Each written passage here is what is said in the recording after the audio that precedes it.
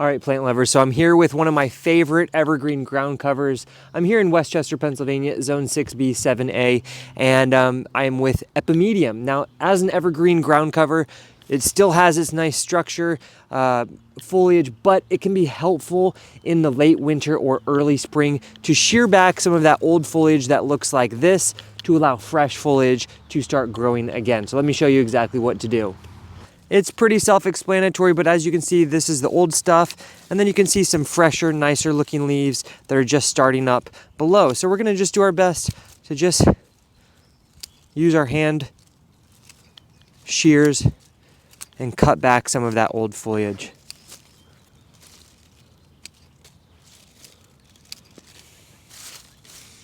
Once it starts going to get going again in the springtime, it will flesh out really quickly.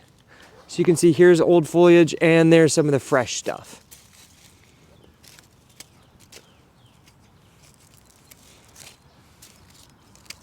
And if you miss a little bit, that's okay.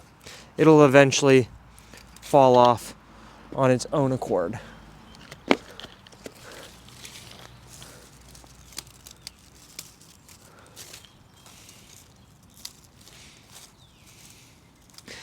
And as a time reference, it is the middle of February.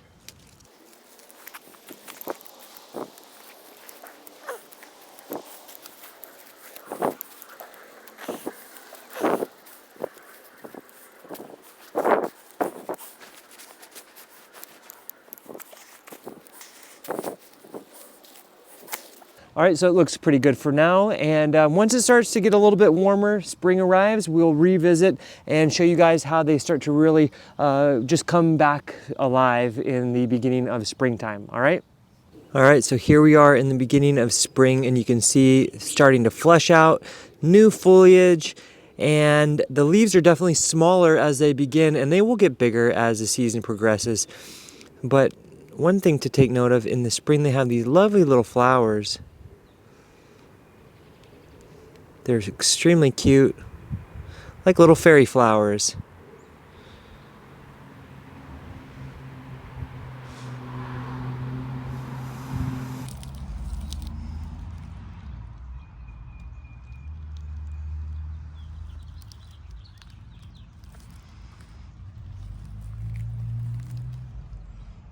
Well, now that the flowers have pretty much finished, there's a few little scragglers here and there, but you can see how thick and dense it is as a ground cover. I love it.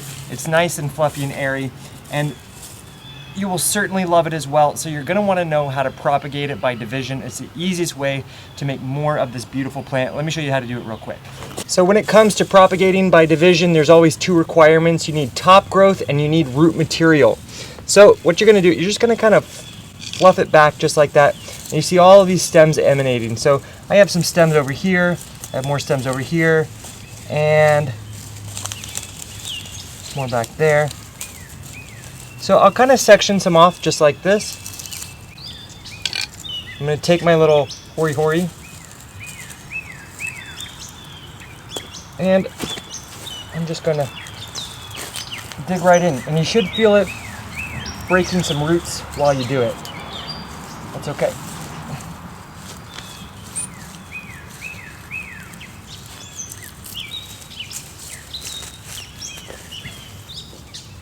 And if the whole clump just comes up, that's all right too. So then I'm going to take the hori-hori and go right down the middle.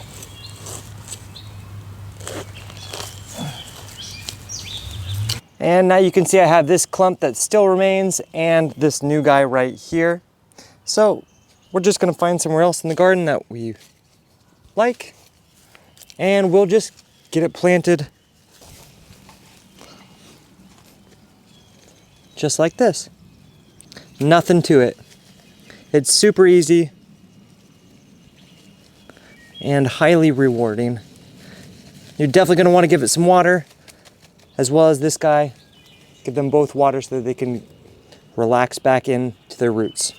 And in terms of fertilizing, they're very low maintenance with their nutrient needs, but you can give a little sprinkle of a time release fertilizer in the springtime and then again in the late summer, and that's going to be perfect.